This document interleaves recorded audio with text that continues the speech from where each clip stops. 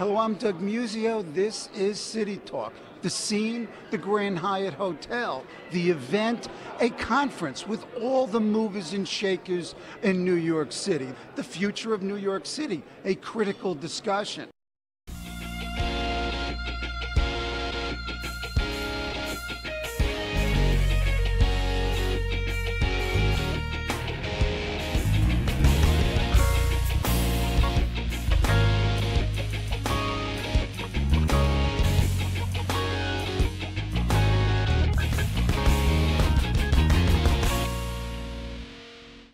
I want to start by saying I'm very optimistic about the future of America, New York City, the financial businesses, et cetera. And I'm going to end by saying that. And the reason I'm going to begin and end is because in between it doesn't sound so positive. We face some very serious and complicated issues. And one of the things which at least I notice these days is that we tend to have these very simplistic blaming solutions, who's to blame and et cetera. And a lot of it's, binary. It's the banks, it's this, it's that, and you don't solve complicated problems unless you have facts and analysis. You see the problem clearly, you get the right people in the room, and you resolve it. So here's my series of questions. Are U.S. banks to blame? Well, of course. And I'm not talking about JPMorgan Chase. I'm talking about banks in general, and obviously you can separate investment banks from commercial banks. People feel differently. And of course, when the CEOs are responsible for the company, there's plenty of blame. So what did banks do wrong that added to this catastrophe? There was too much leverage in them. There was too many terrible products. I mean, I look back on CDO squares and wonder, what in God's name were people thinking? They were too complex. There was a lot of bad underwriting. If you look at the mortgage problem, a lot of it was banks were doing more and more aggressive underwriting, which is bad. I'm going to talk about that a little bit later. Some banks did things like option arms. We didn't, but these option arms would be a very good example of that. And civs and a whole bunch of other things. So, yes, they're to blame. But, and it's important, this but, too much leverage was true for hedge funds. European banks were far more leveraged than American banks. So I just got back from Davos, and there's this finger pointed about America. Okay, almost all the banks in Europe were far more leveraged, with the exception of being, some of the banks, but tremendous leverage. The U.S. consumer got a little bit over leveraged, and banks didn't cause these following things: AIG, the collapse of some of the monolines, the largest financial catastrophe in this country's history, probably Fannie Mae and Freddie Mac, both creatures of government policy. They didn't cause the rating agencies. The mortgage business, if you look at mortgages, a lot of it was unregulated and not in the banks. And bad regulation drives out good, so a lot of people were competing with an unregulated business and ended up doing some things there. The unregulated part of the business did far worse things than the regulated part of the business. There was a huge imbalanced trade deficit, which a lot of, when we look back, we're going to look and say that caused a lot of these imbalances over time. We had our third energy crisis. Money market funds had a structural flaw. I'm going to go back to that because I think there's a little misunderstanding about it. And we've known for years we had a Byzantine regulatory system with multiple regulatory agencies doing different things in many different ways. And these all contributed. They're not an excuse for what banks did wrong. But to avoid saying that these things were major contributors, I think, is a mistake. Number two, are banks lending? Because you hear it all the time, banks aren't lending. Well, it's not true. It just fundamentally is not true. In fact, there was an article in the Wall Street Journal that showed that bank lending at the end of this year was higher than it was 90 days before that and 90 days before that. That's a fact. Okay, JPMorgan alone has lent out in the last 90 days over $100 billion of new or renewed credit. They say that banks aren't lending to each other. JPMorgan alone, in the last 90 days, on average for the last 90 days, $50 billion in the interbank market. And if you were on my board of directors, you would ask the question, $50 billion? What banks are you lending it to? Because we get nervous too.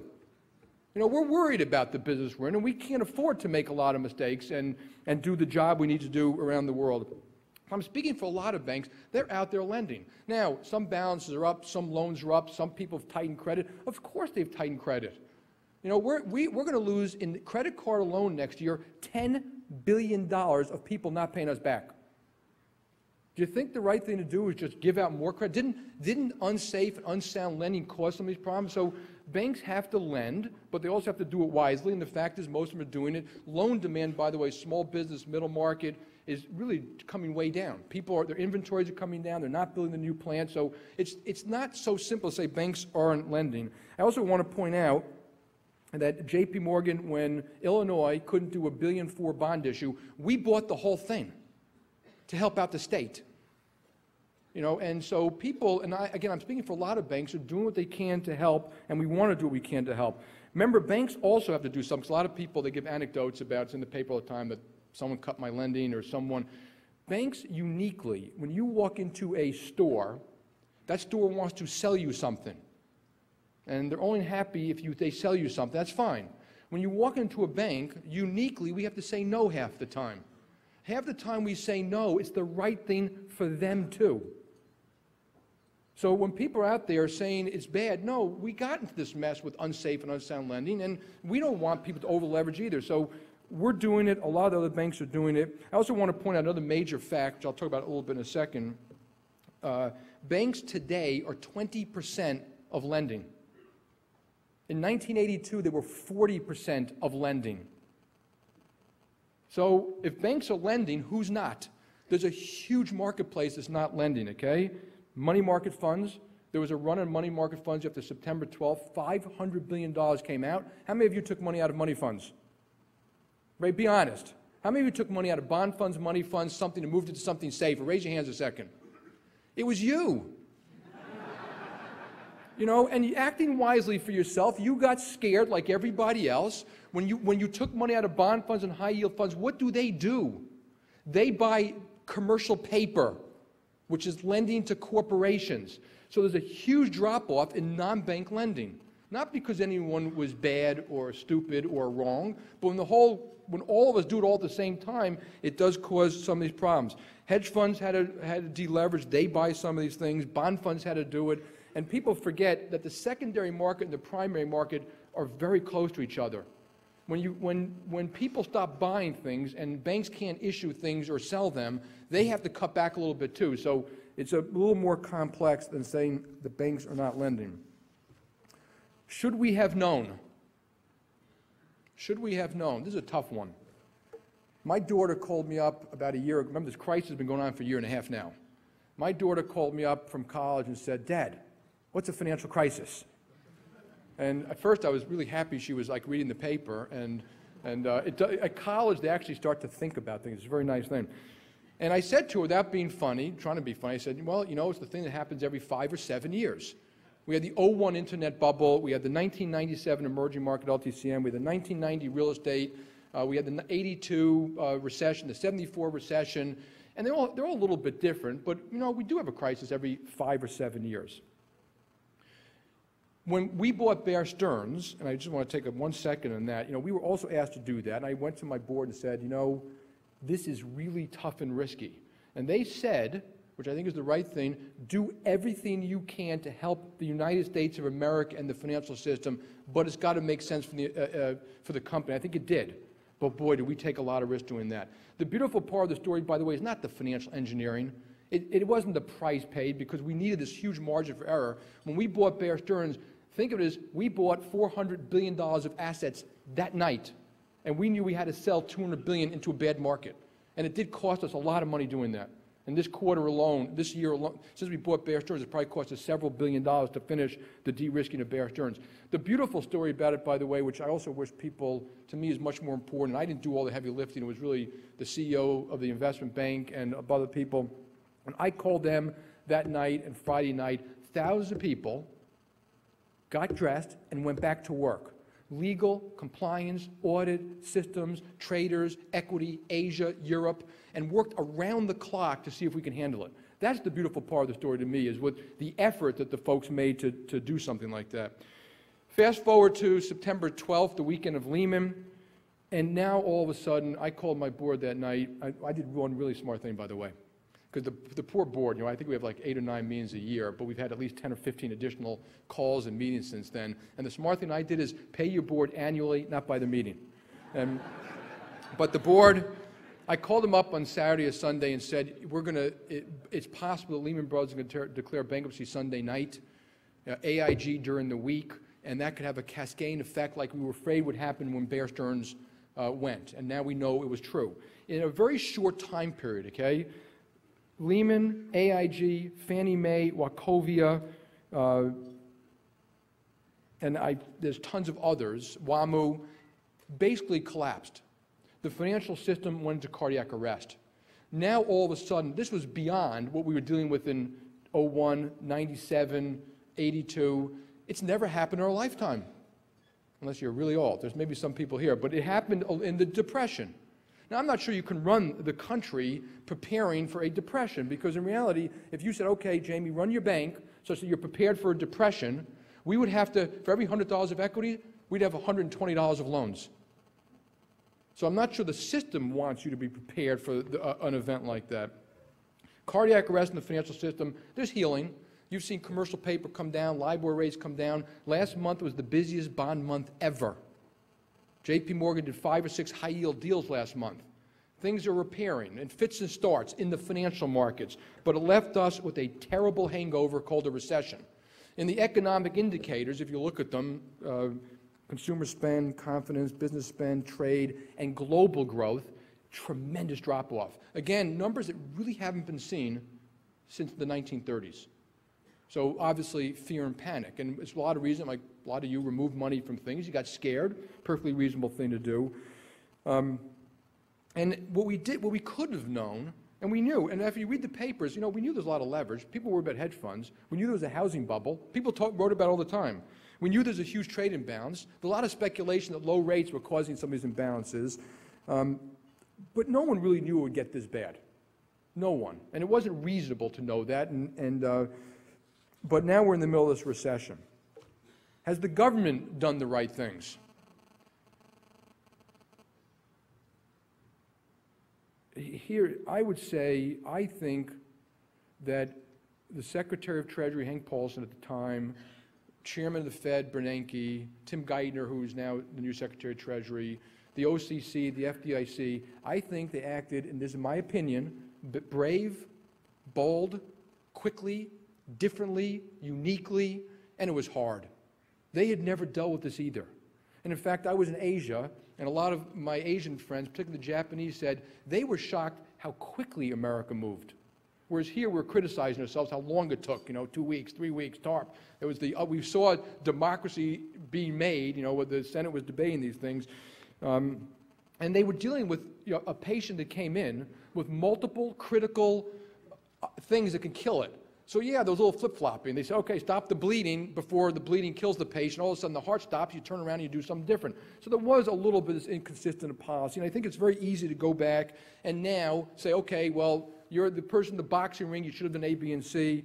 I think they acted pretty well, and obviously we have a ways to go. I sent Hank Paulson a famous saying that Teddy Roosevelt had, I don't have it in front of me, but it was something like, in the middle of all this, was being heavily criticized, it was something like, the credit goes to the person on the playing field, bloodied, bruised, battered, and sweating, and not the critic in the stand. And they were there. And I personally have enormous respect and appreciation for what they did. And I also personally believe that Geithner and Summers are very smart, and hopefully will do the next things that need to be done. What now? Are we doing enough? What needs to be done? I'm going to do these quickly, okay? First of all, I hope that what we're able to do is coordinated, consistent, well-executed, and really thought through doing all of these problems. If you just focus on the one, you may very well make a mistake. I think the fiscal stimulus is important. I'm not going to go through the detail of that because you read about it every day. And it's pretty simple. If you build a bridge to nowhere, you are going to create jobs. But you are not going to create something that's valuable for the country forever. Whereas you build a school or a bridge to somewhere, you create the same jobs, but it's a gift that keeps on giving for 50 years. So to me, I hope we spend the money wisely. Got to fix the banks. Okay, now on this one, I think it's very important that people stop talking about nationalization. Okay, there are a lot of healthy banks out there that shouldn't be nationalized. And again, if you blanket everyone with the same brush has a problem. The government should make it clear. Healthy banks are fine. They're in good shape, they're capitalized, they're doing their job, they've got the accountants, the regulators, you name it. There are some which are going to fail. they're going to be taken over by the FDIC, and the FDIC is going to do what it does to rehabilitate, sell the assets, sell the branches, whatever. And there's some in the middle that need aid and support. In that case, I think the government should do it. They should get paid to do it. You as a taxpayer should make money in that. And they're doing that piece by piece, and they should be very clear about it. Loose talk about nationalizations and solvencies. I don't think most people who talk about insolvency have any idea what they're talking about. All these toxic accidents. I understand, I'm at a loss sometimes about the constant statements which I find very inadequate and unfair. Is mark-to-market should be fixed. Now, again, we've got portfolios that are mark-to-market. We mark them to market, they're marked fairly. We've got portfolios of loans, and we put up loan loss reserves. I don't think mark-to-market caused the problem. I think mark-to-market made it far more pro-cyclical. In fact, when we talk with the regulators, I make the point that every single thing that happens in an environment like this, every single one, predictably, is pro-cyclical. Rating agencies, regulators, accounting, markets, how we do loan loss reserves. Most of us would put up far more loan loss reserves in the good times, and we did as much as we could, so that you had enough in the bad times. The way we do accounting, at precisely the most benign environment with the lowest losses, right before it's going to get bad, you have the lowest loan loss reserves and the lowest capital requirements the way they do Basel, which is kind of not right. And so I think we need some, and we should give the regulators much more authority. They didn't really have the authority to take over Bear Stearns and Lehman the way FDIC had the authority to take over WAMU. They should have that. We should regulate by activity. I already mentioned a lot of mortgages were done here unregulated, a lot of mortgages were done here regulated. If you're going to regulate it, you've got to regulate all of it. Because if you don't, we're going to end up here again with some of these problems. I think we should make the Federal Reserve the systematic regulator. They should have the right to do what they have to do to protect the system, and they don't have all those rights. And some of those rights are going to be given to them now, before we finish all this other stuff. And I think they should fix Basel II. Basel II, which we always knew was flawed, Basel II doesn't include liquidity. Like, you were able to fund your operations overnight, and even if you were buying long-term illiquid assets. Well, obviously that's a flaw. So it'll have to be fixed. And again, I don't blame Basel II, but when Basel II was accepted around the world, what did most of the institutions do, including some of the United States? They leveraged to the hilt because they could. I mean, I'm not going to blame the SEC here or the regulators overseas, but they also made a mistake to put into place something which was that flawed. We got to fix the remaining financing. I think the Fed has done a terrific job creating financing vehicles. They have this new one, TALF, which I believe, which they're going to finance student loans, auto, credit card securitizations at very little risk to them, I do believe. They might add commercial real estate so that people could finance CMBS in this facility. And I think as they do it, everything the Fed has touched, if you actually look at it, spreads have come down. I won't go through it. So their stuff is actually working too. Some of the fixing is taking place without us. CIVs are gone, CDOs are gone, rating agencies will be a little more careful. We should fix the money market funds. I'm not blaming them, but who cares if a money market fund went from $100 to 99 cents? But it caused the run for the door. And that run for the door caused a lot of damage. So there are a lot of suggestions out there how to fix it. We should fix it. We should fix securitizations, that people should have more skin in the game. A lot of banks did, some didn't, but I think it's an easy one to actually fix. And mortgages, the way to fix the housing crisis is not this cram-down legislation, which I think is both unprincipled and will make it much worse. I'm not going to go through the detail. The way to really fix it is get rates down, get the economy going with fiscal stimulation, and then let banks, and we are now modifying whether we own a mortgage or whether we service a mortgage, and there's a very legitimate complaint out there of mortgages were in pools of investments and being serviced by an institution that they weren't being aggressively modified. We have very aggressive, I think we're the absolute leader in this. We think we're going to modify 650,000 mortgages, $110 billion. And re-underwrite them the way it should be done. Can you pay? Do you want to live there? Does it make sense? And then let you live there. And modifications come in a lot of different ways. So these things need to be done to finish our problems.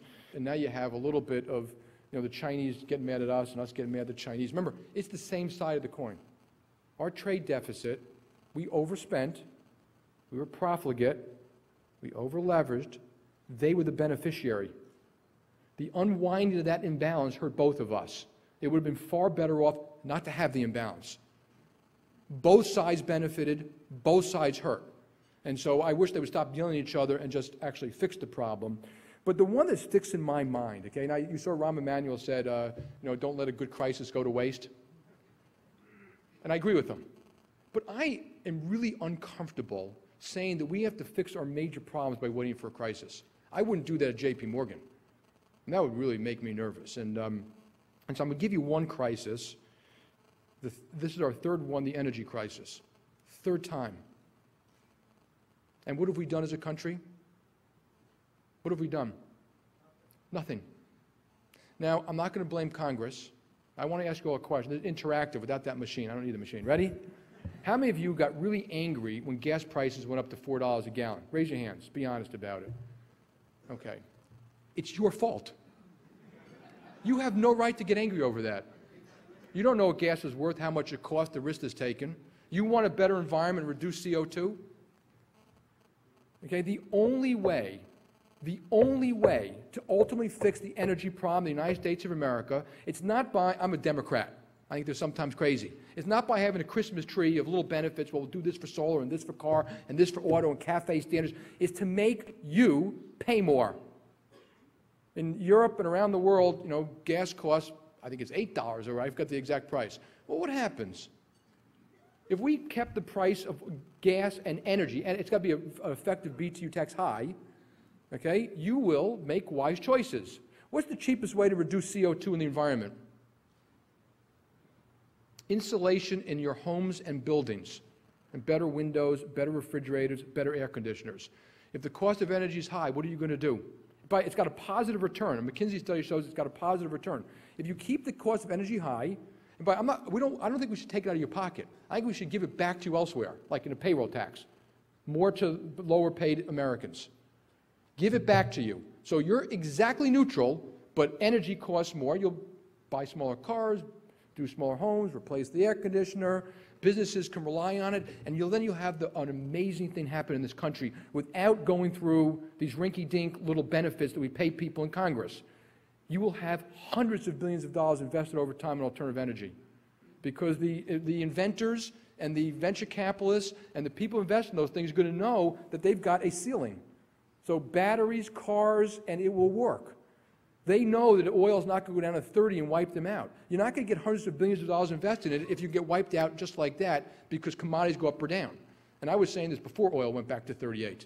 And so we had an opportunity. We've kind of blown it again.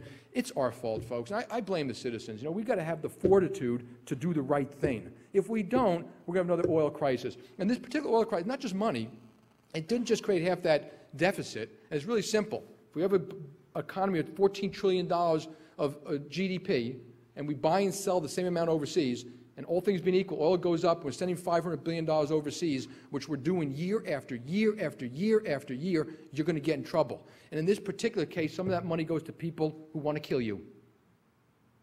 So it's a geopolitical problem, it's an environmental problem, and we still have done nothing about it, and I find that particularly embarrassing. I would add to this, we have a plan on infrastructure, in education. My wife is here who loves education, and one of the important things is, and I find this an embarrassment, in America, in the inner cities, 50% of school kids don't graduate high school. Is that acceptable? Can we honestly sit here and accept that at this nation? And the last one I put down is health care.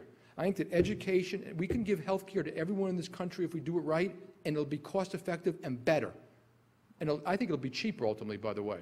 And all we have to do is roll up our sleeves like we used to, get all the right people in the room, and get it done right. So I hope that our country eventually gets out of this institutional sclerosis we have. I have great hopes for the new president and his new team, and I think America will eventually get back on track and start to grow again. So thank you very much. I will stop there. We thought it was important to bring together a broad cross-section of business and civic leaders from across the community to talk about how we go forward in a constructive way, how we're part of the solution, both here at home and in the country and in the world. So you're really looking for concrete policy proposals as well as more general approaches coming out of this. Policy proposals, and also to change the focus from thinking about what we did wrong to think about what are our assets going forward. So today, for example, Bob Greifeld from the NASDAQ OMX, the stock exchange, talked about how he has all his financial engineers, his top software and engineering talent for the NASDAQ, he has them all in New York. They're not in India. They're here because he finds that he can get the best and the brightest talent in New York, and having them, they're the most productive when they're close to home. And he was talking about how the future of New York City in this whole area of technology and finance can grow leaps and bounds, and that's a very important message. One of the things that struck me was location, location, location. Despite all this cyberspace and internet communication, people still want to be in a physical place, face to face with other dynamic people. So we don't lose that. I think world cities have really emerged from the global economy as more important than they've ever been, because they're the place that the world can come together for commerce, for education, exchange of ideas, innovation, and discovery. And New York is, if not the greatest, certainly one of the top 5 greatest world cities. The greatest. Well, I like to think We're that, here. but I don't want to be too parochial. No, that's okay. That's cosmopolitan. So that's what we're talking about, is to make sure we remain great. One of the magnets of talent to New York has been the opportunity to work in an investment bank. We've lost a lot of investment banks in the last 8 months. It leaves a hole in our economy and in our attraction. Sure. So we have to figure out how to make that up, and that's what we're about to do today. One last question. The tone here is really upbeat and optimistic. Your feelings? You're optimistic. Well, I think realistic. Whenever I'm looking forward, I'm optimistic. When I try and look back and figure out what went wrong and could we have done things differently, could we have avoided losing 40% of our 401k account, could we have avoided this? And I think that what I'm trying to do today is not, that's water over the dam. What we got to do is think about how we go forward. Excellent. Thank you.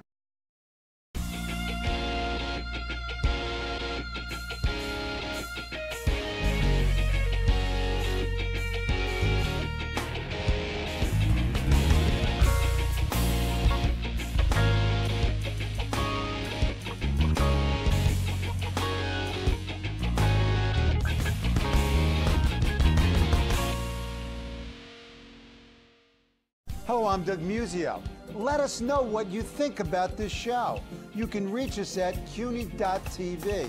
When you get there, click on the bar that says Contact Us and send your email. Whatever it is. Thanks, no thanks, obnoxious, do it. Send it.